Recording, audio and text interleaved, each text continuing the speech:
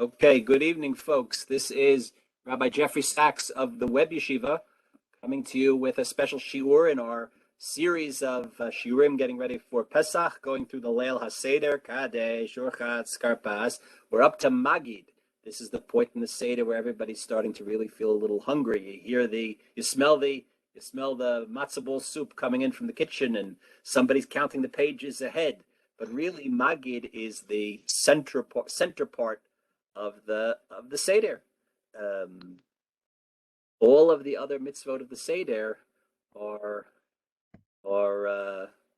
not quite as they're all organized around the Maggid, the telling of the story of the Exodus, the telling of the story of Yetziat Mitzrayim. And we're going to be spending the next little bit this evening talking about that, about what is the essence of the mitzvah of Maggid, of Sipur Yetziat Mitzrayim, recounting the Exodus from Egypt.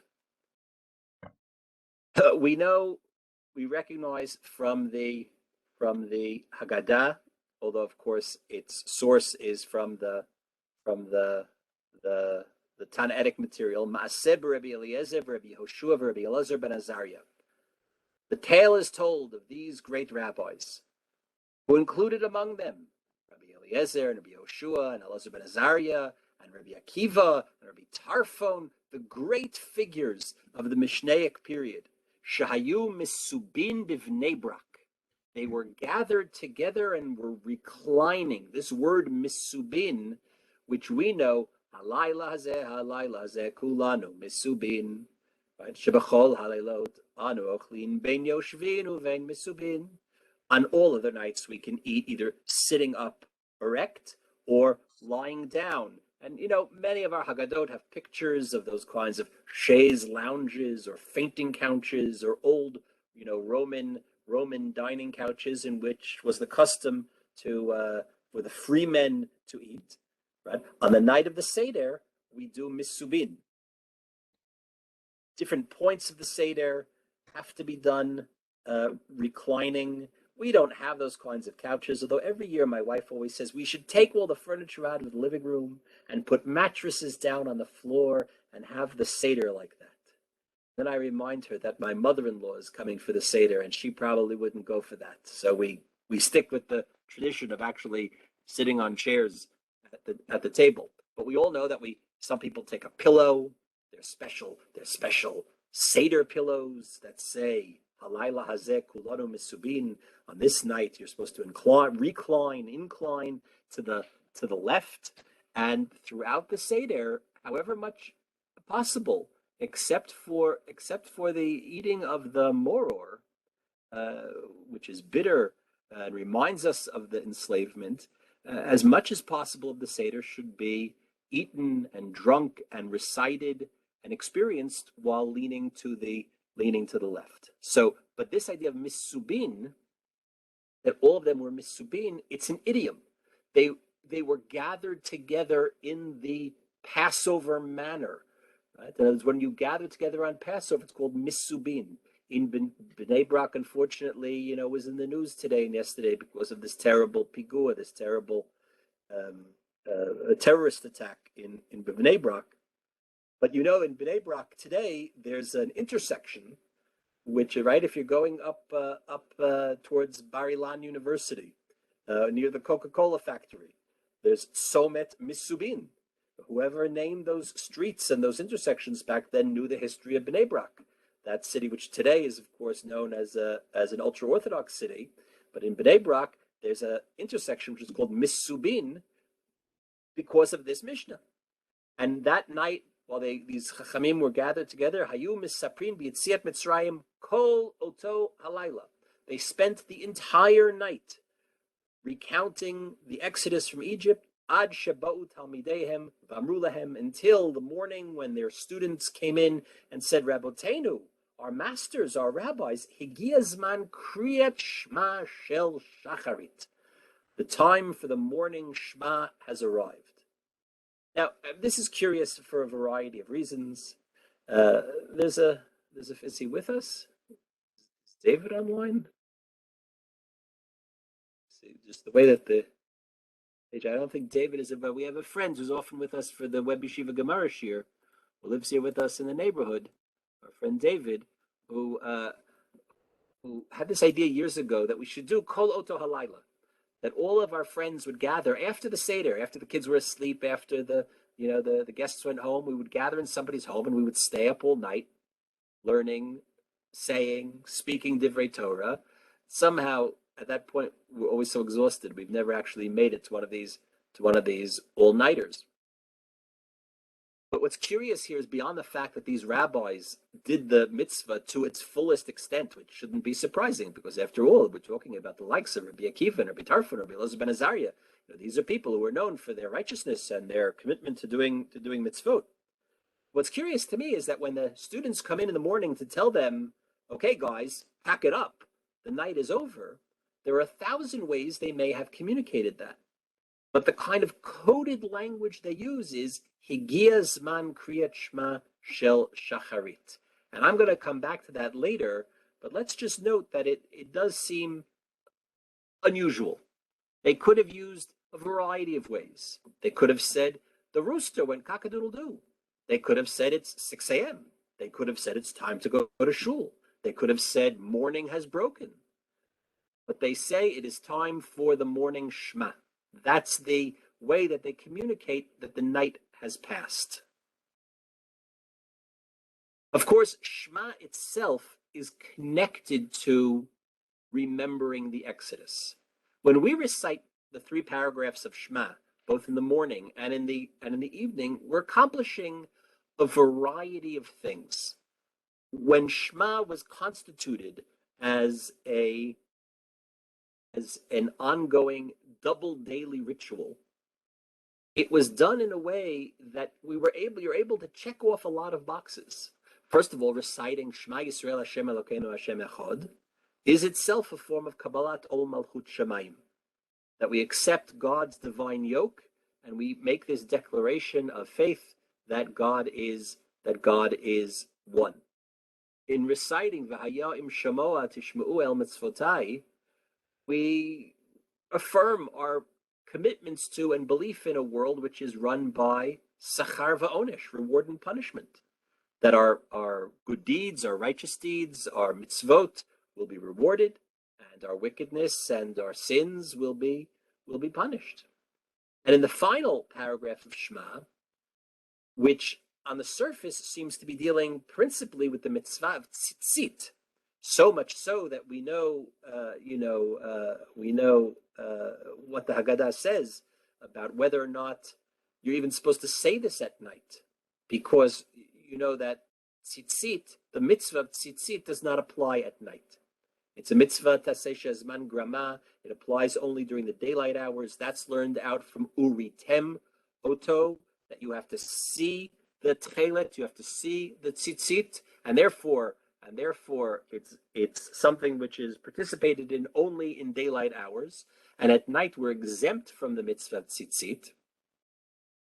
And there was an opinion, which is of course not the halacha, but there was an opinion that this paragraph of the Shema need not be recited at night because it's not connected to anything. But the real reason that we recite this paragraph of Shema has to do with its conclusion.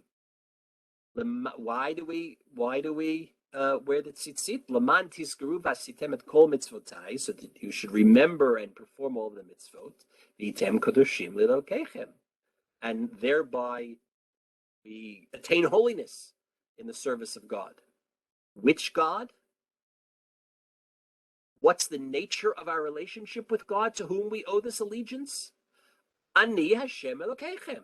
You remember me, folks. I am God. Asher hotzeti etchem me'eretz Mitzrayim, who brought you out from the land of Egypt, liot lachem lelokim, in order to be your God.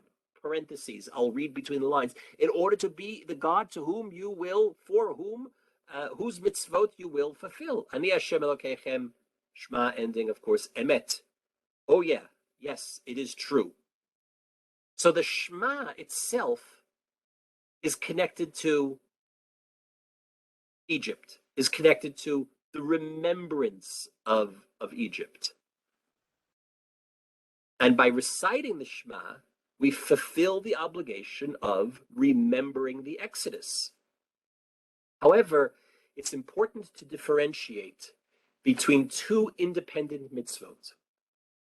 There is a mitzvah of Zachirat Yetziat Mitzrayim, of remembering the Exodus. And there is a separate mitzvah, at least according to most or many of the Monei HaMitzvot, of the calculators of how we count up the mitzvot, of Sipur Yetziat Mitzrayim. And these two mitzvot obviously look a lot alike and sound a lot alike. They're not just first cousins. They might even be fraternal twins, but they are not the same mitzvah. Rav Moshe Soloveitchik, whose picture you see on the screen, was curious about this, and he wrote about it, and he taught about it, and he thought about it, and some of those teachings have come down to us through the writings of his son, Rabbi Joseph B. Soloveitchik. But Rav Moshe Soloveitchik, whose fame and greatness to some degree has been, dare not say overlooked, but Rav Moshe Soloveitchik was known as the son of and the father of. He was the son of the great Reb Chaim Soloveitchik, Reb Chaim Brisker, and is the father of Rabbi Joseph B. Soloveitchik of the Rav. But Rav Moshe Soloveitchik himself was a figure of great note. He left Europe and got to America in 1929, where he became the Rosh Yeshiva of Yeshivat Rabbeinu Yitzchak Elchanan, which of course is the institution from which Yeshiva University, my alma mater, sprang forth. And he was the Rosh Yeshiva there for about a dozen years or so, until his death in 1941. At his death in 1941, he was replaced by his son, by Rabbi Joseph B. Soloveitchik. So Rav Moshe Soloveitchik pointed out that there are a number of essential differences between the two mitzvot, and understanding something about those differences will help us understand both the uniqueness and the mission of each mitzvah, and will help us orient ourselves as we fulfill them. First of all, Zachirat Yetziat Mitzrayim, here in the right-hand column, the mitzvah to remember the Exodus, is done twice a day, pa'amayim b'chol yom. Through the recitation of Shema, we fulfill the obligation to remember the Exodus when we say Shema in the morning and we say Shema in the evening. Twice a day, every day, pa'amayim b'chol yom tomid, we recite the Shema, and twice a day, every day, 365 days of the year, every day of our life, morning and evening, we fulfill the obligation of remembering the Exodus. Sipur Yetziat Mitzrayim, the recounting, the telling, the tale of the Exodus, is a one-night-a-year affair on the night of the Seder. B'shah shematzah u'moror munachim lefanecha. When the matzah and the moror are on the plate in front of us, when we're gathered around the Seder table, that is the only window of opportunity to fulfill the mitzvah of Sipur Yetziat Mitzrayim. So if the Hebrew is not completely familiar to you, just commit these two terms to memory, because we'll be using them throughout the remainder of our conversation tonight. Zechira, the column on the right, memory, to remember the Exodus.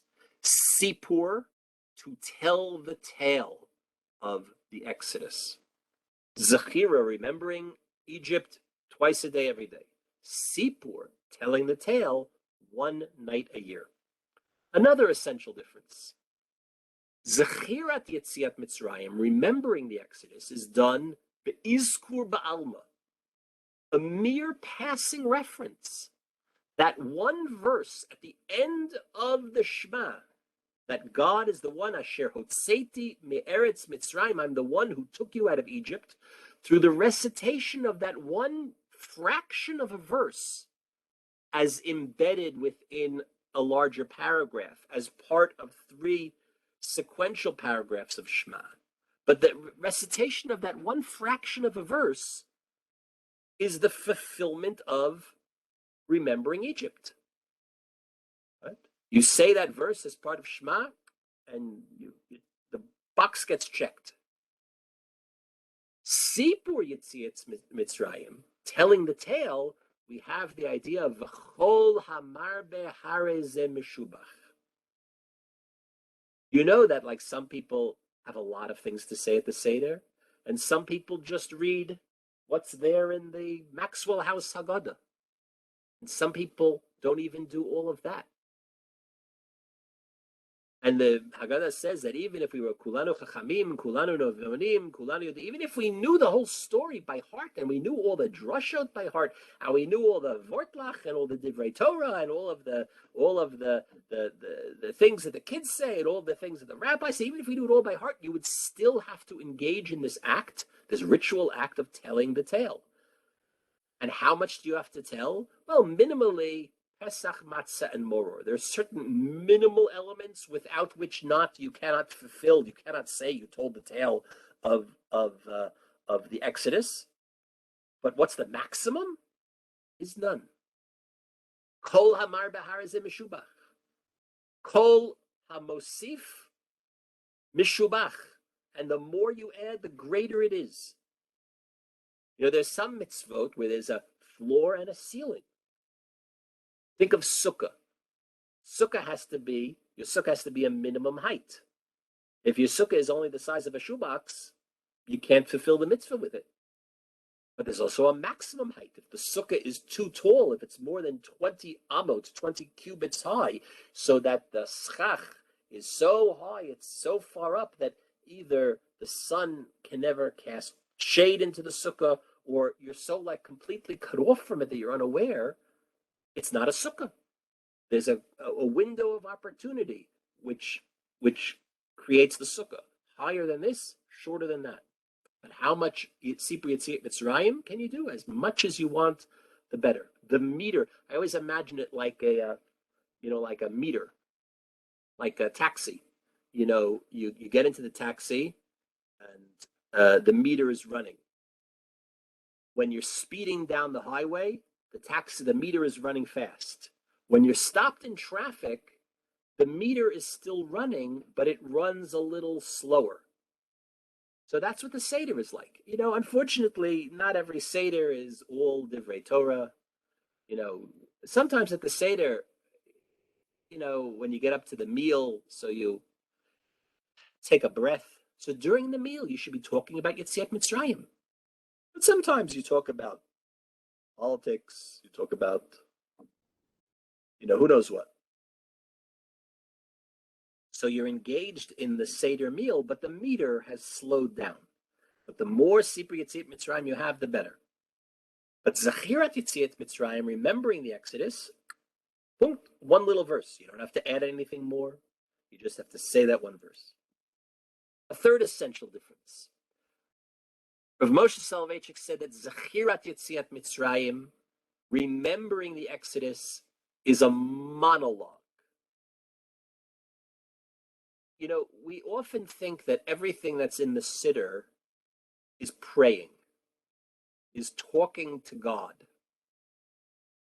It's not technically true. Prayer, tefillah, halachically defined, tefillah with a capital T, is the amidah, is the standing silent devotional prayer. When standing in silent devotional prayer, the proper kavanah, the proper intent, is to know that you are omed lifnei Hashem, that you are standing in God's presence and you are communicating to Him. Shema is a declaration. Shema, technically speaking, is not a prayer. It's an affirmation. It's a declaration. And when you are doing that, when you make the mention of Zachirat Yetziat Mitzrayim, it's a monologue. It's always good to go to shul. It's always preferable to pray with a minyan. If you say the Amidah at home without a minyan, well, of course, you have an obligation to pray whether you get to shul or not, whether there is a minyan or there isn't a minyan. But we all know that private prayer without a minyan is less desirable and possibly even less effective. Aside from the fact that you don't get to say Baruch Hu, and you don't get to say Kaddish, you don't get to say Kedusha. The recitation of Shema in a minyan, beyond the kind of idea that whenever Jews do a mitzvah together, it adds hidur, it enhances the experience. But the fulfillment of the actual mitzvah itself is not elevated by doing it together with 100 or 1,000 or 10,000 other Jews at the same time. It might be more exciting, it might be more loud, it might be more meaningful, but the actual fulfillment of the mitzvah is a private declaration that you recite, that you yourself hear. The audience for the reciting of Shema is yourself. The Gemara says that when you recite the Shema, you have to recite it audibly. The words actually have to come out of your mouth. How loud? Loud enough that they can go into your own ear, that you can hear it yourself, because it's a monologue that you're saying to yourself. However, Sipur Yetziat Mitzrayim, the telling of the tale of the Exodus, is not a monologue, but a dialogue, or better yet, perhaps a symposium, and better yet, a symposium of the generations, to borrow Rabbi Soloveitchik's phrase from a different context. The Seder is done in the family. It's done in the home. It's done with the grandfather and the father and the grandson and the grandmother and the daughter and the granddaughter and everyone together. And the children play a central role. They ask the questions. We engage them. We do all types of crazy things on that night in order to arouse their curiosity. You know, if somebody asks you a question at the Seder, one of your children or your grandchildren asks you a question at the Seder and you don't know what the answer is, you don't even have to make up the answer. The answer is always so that you should ask that question. Right? That's the answer to every question at the Seder, right? Is to get them to ask questions and to try to give answers and to sometimes have them give you the answers. Right? Sipur Yetziat Mitzrayim is always dialogical. It can't be somebody locked in a phone booth talking to himself. You know, if you're stuck, if it's time to daven, if you're traveling someplace, right? You know, we've all had this experience. It's time to daven. It's usually more with the mincha because there's more of a solid deadline with mincha. But we've all had this experience of being in, I don't know, in Penn Station, right? In Grand Central Station, and it's time for mincha, and there's 15 seconds left on the clock before sunset. Okay, so a Jew has to daven wherever he is. So I mean, I'm dating myself, but you know, you duck into the phone booth. There are no more phone booths, right? And you pick up the phone, and you're talking, because like if you in the old days, now we're all used to this because everybody's walking around with their Bluetooth talking to themselves. But once upon a time, it was a sign of mental illness. So if you were standing in the middle of Grand Central Station talking to yourself, you know, it may have aroused curiosity. So you'd go into by the payphone, you'd pick up the payphone, you'd hold it to your ear, and you'd say the Shemona Esrei, right? And everybody thought you were on the phone. But Sipur Yetziat Mitzrayim has to be together with other people. Now, it could happen that a person is all alone. And, you know, 2 years ago, we all experienced this. If not ourselves, then we knew people.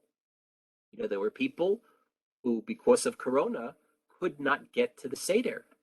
That same mother-in-law who we don't take the furniture out of the room on account of her, she was all alone for Leila Seder because, you know, we were all very afraid of the Corona and they told everybody you can't go out of the house and only nuclear families, people that you're with all the time. So she was all by herself for the Seder. It was very sad. It was the first time, I'm sure, in her whole life that had ever happened. And that was true for so many other people as well. But even if you're all alone, which is not ideal for Leil HaSeder, you still conduct it as if you're there with other people. You ask yourself the questions. It is the time where talking to yourself is not a sign of mental illness, quite the contrary. You ask yourself, you have a dialogue with yourself. You ask the Manishtana and you give the answers to yourself. Another essential difference between daily mitzvah and the yearly mitzvah.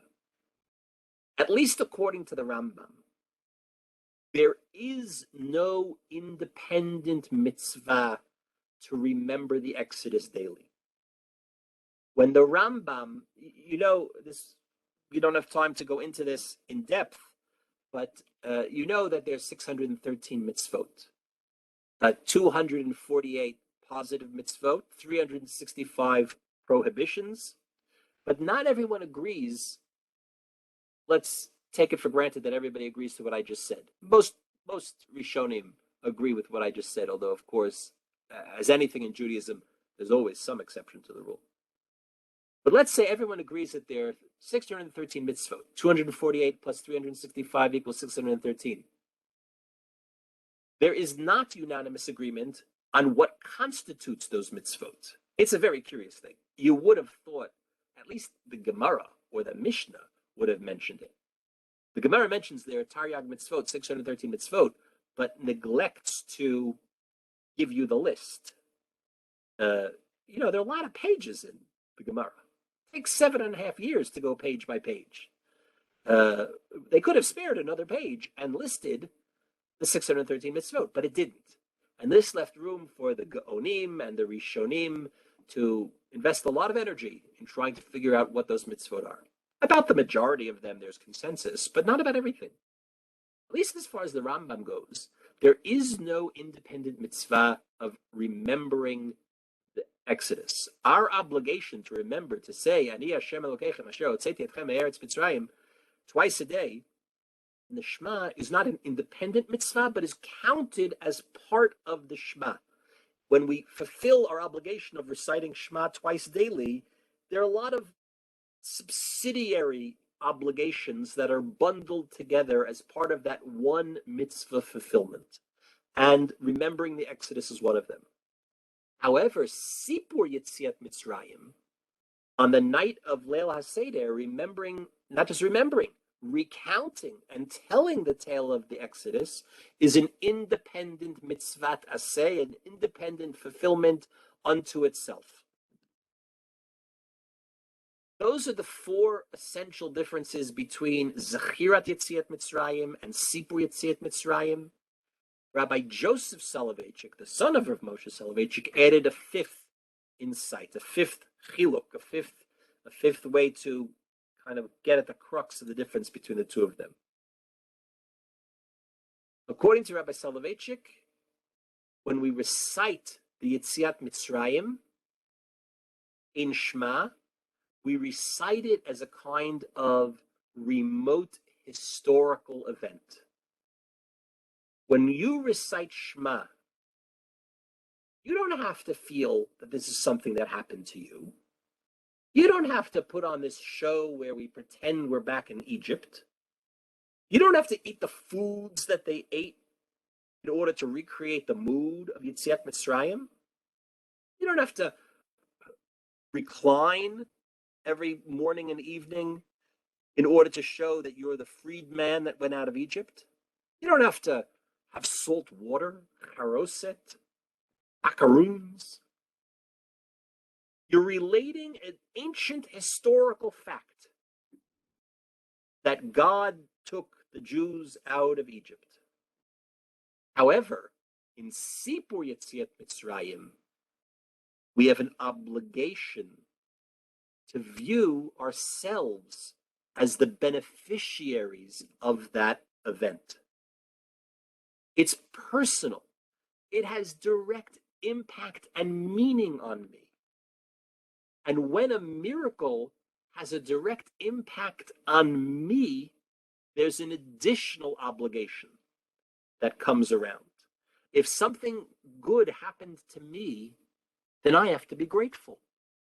Then I have to show my thanks, and I have to praise and extol and exalt the one on high who did this kindness and miraculous salvation from which I directly benefit.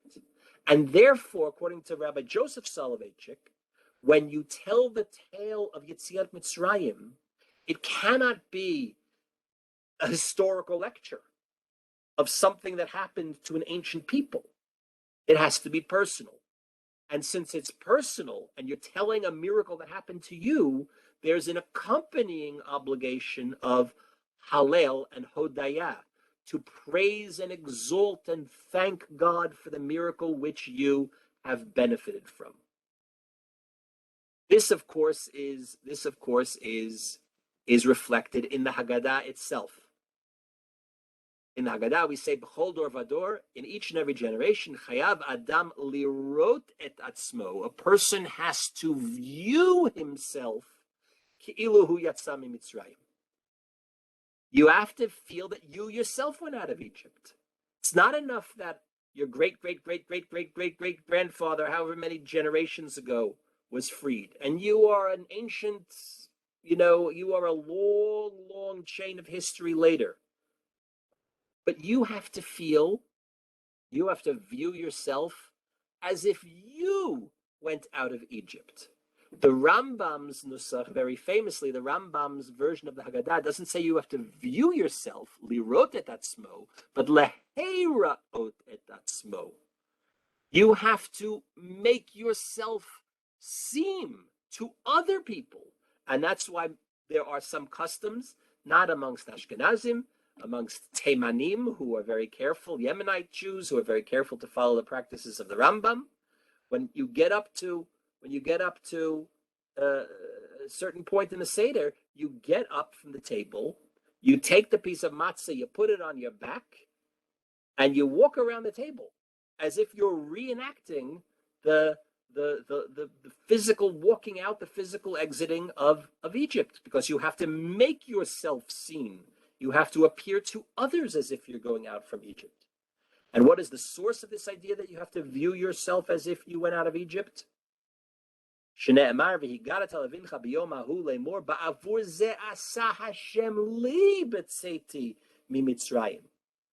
obligation to higarata, Maggid, lahagid, to relate, to report, to tell over to your children on that day, on the night of the 15th of Nisan.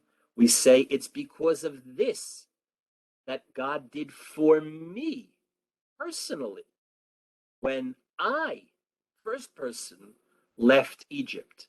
And even though presumably there in Exodus chapter 13, the first person speaker, the words are imagined in the voice of a person who actually did go out of Egypt, nevertheless it becomes a normative practice for all generations, that each person has to be able to say it in the first person.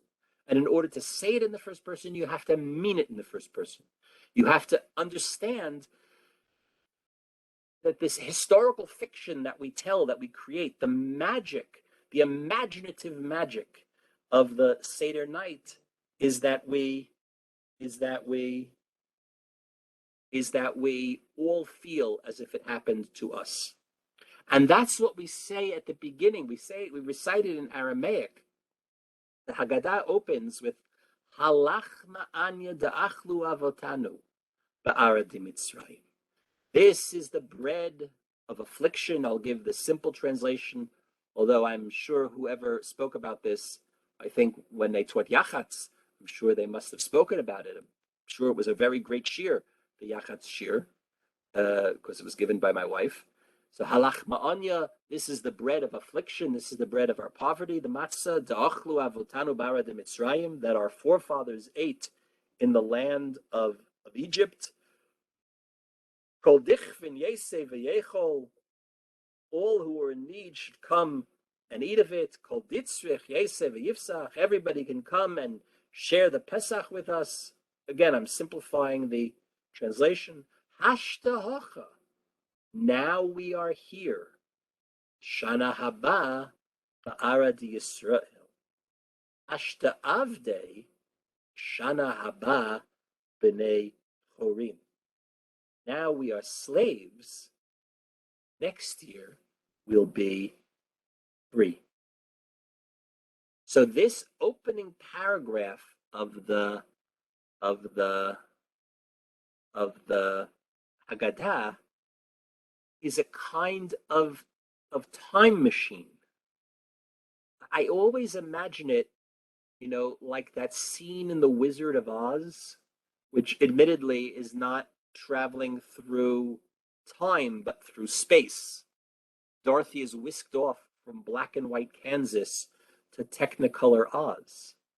But she goes up in the tornado and it lands, and she opens the door slowly, and suddenly the viewer understands that she's been transferred and transformed and transported from one world into the next.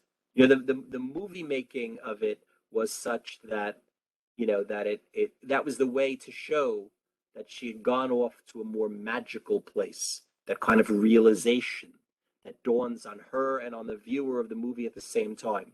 Although recently I was reading the book. I hadn't read the original book since I remember distinctly reading it in third grade when I had the chicken pox.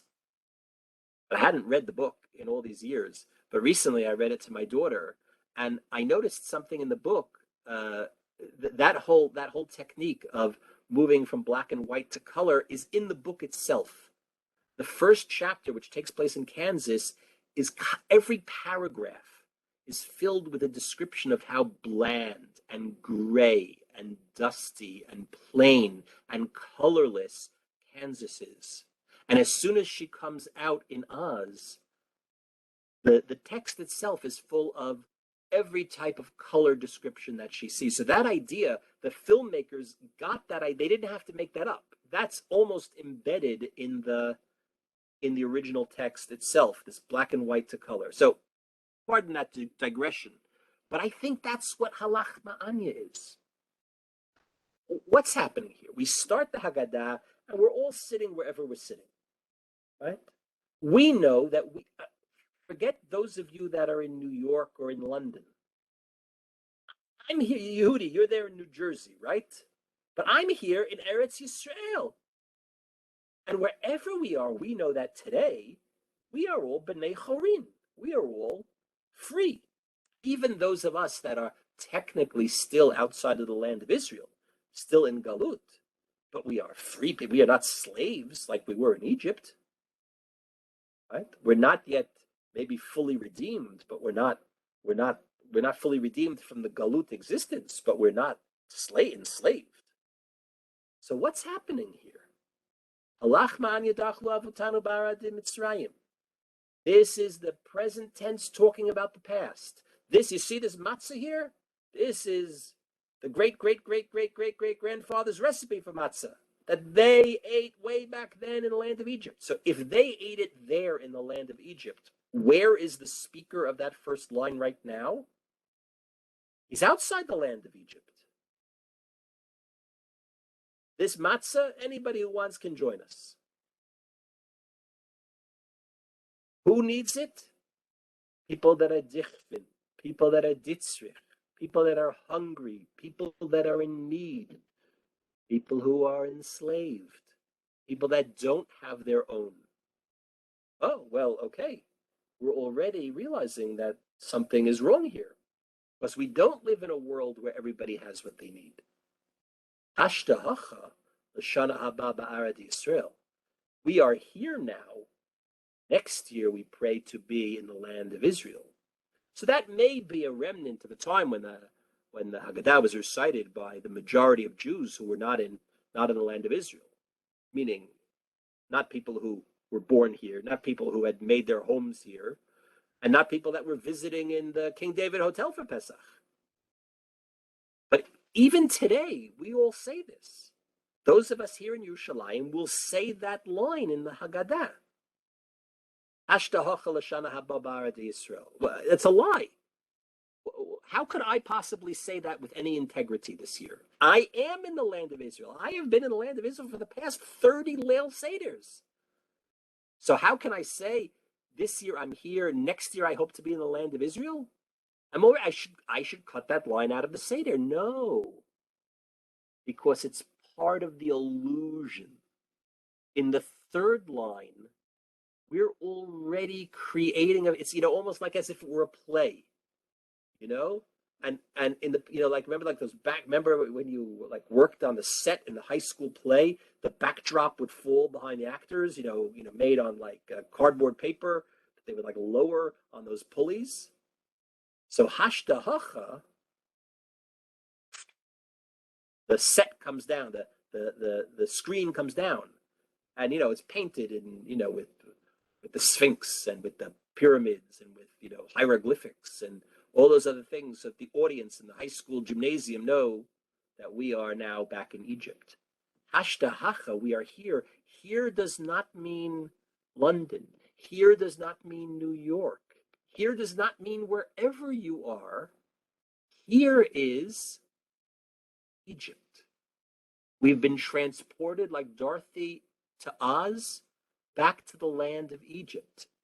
And in the land of Egypt, we hope L'Shana Haba Ba'arad Yisrael to be next year. And if the third line is a statement of place, the fourth line is a statement of time. This is time travel. Hashta, now we are slaves. Now, I'm sure you can find a Haggadah that will give you a nice little musaf for it. Yes, even today in 2022, we are all still slaves. We're slaves to our iPhone. We're not slaves to the mitzvah. We're slaves to our iPhone. We're slaves to the internet. We're slaves to fashion. We're slaves to culture. Yes, I'm sure you can find that written in some Haggadah trying to give you a nice little message. But I don't think that's what this means. Ashta Avde, we are slaves. No, we have gone through this time travel. We are now seeing ourselves as slaves, because in order to see ourselves as going out from Egypt, we have to first get back to Egypt. Halach Ma'anya is a time travel device. And having gone back, we can hope next year to be redeemed in the land of Israel, and we hope next year to be freedmen, even though we all know that an hour earlier, before we sat down to the Seder, we already are freedmen. Many of us are already in the land of Israel, but it doesn't matter. In order to leave Egypt, you have to first go back to Egypt. In order to leave slavery, you have to go back to slavery. And that's what Halach Ma'anya is doing at the beginning of the Haggadah, to get you back there so you can come out of it. You have to go back because you have to see yourself Ke'ilu hu Yetziat Mitzrayim, as if you are now going out from Egypt, as if you are now going out from slavery. So it's part of the play, it's part of the fiction that the imagination has to be engaged, and that's what's happening on the Seder night. Otherwise, you can't fulfill the proper recounting of Yetziat Mitzrayim. Without this, Yetziat Mitzrayim would be just Zechirat Mitzrayim. It would just be the regular day-to-day remembering of the Exodus. So this takes us back to our question about what those rabbis were doing in Bnei Brak. The whole night long, they're doing Sipur Yetziat Mitzrayim. Hayu misaprim b'Yetziat Mitzrayim kol oto halayla, the whole night long. Why were they going the whole night long? Because there's only one window of opportunity to do this mitzvah. You can't do Sipur Yetziat Mitzrayim any other time of the year. You have from nightfall to daybreak of that night, between the 14th and 15th of Nisan, what we call Seder night. That's the only opportunity to do Sipur Yetziat Mitzrayim. You can do it by reading through the Maxwell House Haggadah, skipping certain parts. The parts that some of the parts that people put a lot of energy into are not technically the most important for fulfilling the obligation. Everybody likes to sing Dayenu, but it might not be the most central passage in the Haggadah. And of course, to say nothing of Chad Gadya, like the people that were rushing you the whole time, but you get to the end, there's never enough. You can sing Chad Gadya and Echad Mi Yodeya all night long. But Kol Oto Halayla is the window of opportunity for Sipur Yetziat Mitzrayim. When the Talmidim come to tell them the night is over, you can't do Sipur Yetziat Mitzrayim after the night has passed. So what do they say? They could say anything. They could say, it's morning. They could say, Boker Tov, Tzafra Tava. They could say, let's go to Shul. Let's go daven vasikin. They say, Higia Zman Kriyat Shema Shel Shacharit. Encoded in saying Higia Zman Kriyat Shema Shel Shacharit is saying the opportunity for Sipur Yetziat Mitzrayim is over. And now it is time to go back to Kriyat Shema, to Zachirat Yetziat Mitzrayim, to the daily mitzvah, the twice daily mitzvah, the garden variety type of remembering of Egypt. That's symbolized by Kriyat Shema Shel Shacharit. Once the time for Kriyat Shema Shel Shacharit arrives, once the time for Zachirat Yetziat Mitzrayim, remembering Egypt as a distant historical fact, once that mitzvah arrives, by definition, the window on Sipur Yetziat Mitzrayim of recounting the tale as if it happened to me personally, and praising and thanking and exalting God, that opportunity has come to a close for another year. And that's the meaning of the phrase here, of saying, Higia Zman Kriyat Shema Shel Shacharit, it is time to go back to the daily in and out mitzvah of remembering Egypt. As a matter of fact, the Tosefta, the kind of parallel text to the Mishnah, has a different expression. In the Tosefta, we read Maaseh Rabban Gamliel v'Zkenim. We don't get the whole list of names, but a group of rabbis, Hayu Mesubin beveit Baitos ben Zonin belod. Lod is not terribly far from Bnei Brak, but it's another location. They were gathered together. V'hayu asukin behilchot haPesach kol halayla, and they were engaged in learning the laws of the Korban Pesach the whole night. Ad krot hagever, until hakadoodle-doo. Because Chazal knew how to say it more plainly when they wanted to. V'noadu v'halchu lahem lebeit haMidrash. And when they heard kakadoodle-doo, with the daybreak, they knew it was time to get up and go to shul. In other words, the choice of saying Kriyat Shema Shel Shacharit as the marker in the Mishnah, which we use in the Haggadah, is quite deliberate. And when they wanted to speak more plainly, more conventionally, they had perfectly good idioms to use in front of, not even an idiom, just factually, right? When the alarm clock went off, they knew it was time to get out of bed. When the rooster crowed, they knew the night had passed and it was time to get up and go to shul. Those are some thoughts on the differences between Zachirat Yetziat Mitzrayim and Sipur Yetziat Mitzrayim. Sipur Yetziat Mitzrayim and Zachirat Yetziat Mitzrayim is an incredibly important mitzvah. You know, here in Eretz Yisrael, it's already nighttime. I already davened Mariv. Maybe you haven't. But if you haven't yet davened Mariv, you have an opportunity to do Zachirat Yetziat Mitzrayim extra well, to think about all of these things. And if not, certainly tomorrow morning, when we say Shema again, do Zachirat Yetziat Mitzrayim the way we're supposed to do it, twice a day. But it doesn't take a lot of effort. It's quite easy to do. It's one of the obligations that are bundled together with everything else we do for Shema. But Sipur Yetziat Mitzrayim is really special. It's not a daily opportunity. It's something we get to do once a year, only one night a year. And it's an opportunity to be in it, to be engaged with our family members, with those older than us, with those younger than us. And even if it's just, two people together, even if everybody else is talking about politics and Trump and who knows what, but there's always somebody there that wants to talk about the Haggadah, that wants to hear one more vort, that wants to listen to what the kid brought home on those sheets from school. That's what it's really about. V'chol hamarbe harezeh meshubach. And the more, the better. The more you do, the better it is. And the more you do, the more you'll feel it.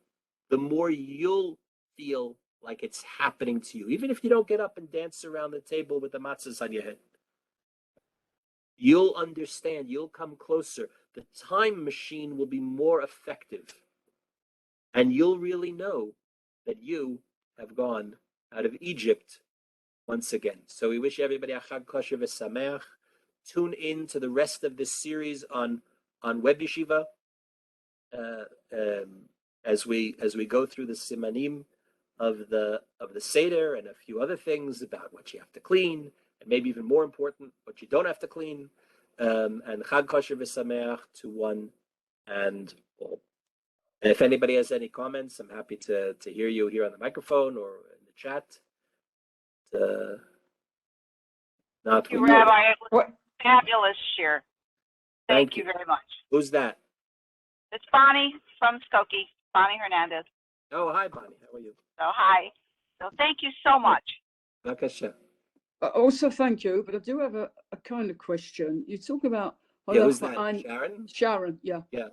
Halach Ma'anya is, okay, you're back in time. You're in Mitzrayim. But then the whole thing jumps around somewhat, doesn't it? It's jumping around in time, a place. Meaning in Halach Ma'anya or the rest of the Haggadah? No, the rest of it. Yeah. Yeah, that's true. It's not necessarily all linear. I mean, maybe that's the way it is. Like when you time travel, things get messed up a bit. Yeah. I mean, there's a different answer for that. The answer for that is that the Haggadah, as we have it, is a very composite text which evolved over many centuries.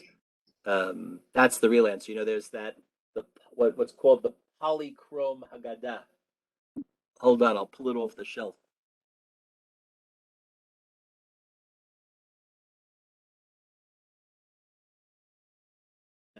By Chaim Raphael, it's called a Feast of History, which talks, about this in particular, and also tries to wait. Is this it? No, there's something else. This Haggadah talks a lot about the development of the Haggadah, but there's another Haggadah called the polychrome Haggadah, which kind of tries to show the different historical layers of how the Haggadah evolved, using different colors, color coded in that way. Is there another place where is there another place in the Haggadah where you're actually in Egypt, or is Halach Ma'anya is really the only time when you're properly imagining or feeling yourself in Eretz? Well, no, I mean, I think the central part of the Haggadah. This is a different idea that Rabbi Soloveitchik had mentioned. The central part of the Haggadah is the reading of the Midrash on the parasha of Arami Oved Avi. Yeah. Which is really about the Bikurim. In other words, when we get to Eretz Yisrael and we have the land and we have the first fruits, you have to bring the first fruits up to the Beit HaMikdash, the Bikurim. Mm-hmm. So what happens is the person who brings the fruit has to make a declaration, Arami Oved Avi, my father. I mean, however you interpret that verse, there are different ways to interpret the verse, but so my father was a wandering Aramean, right? Meaning Avram Avinu. Or Yaakov Avinu was in Aram and they tried to kill him. And they went down to Egypt. And in Egypt they were enslaved. And all types of terrible things happened to them. And God took them out of Egypt and brought us to the land of Israel.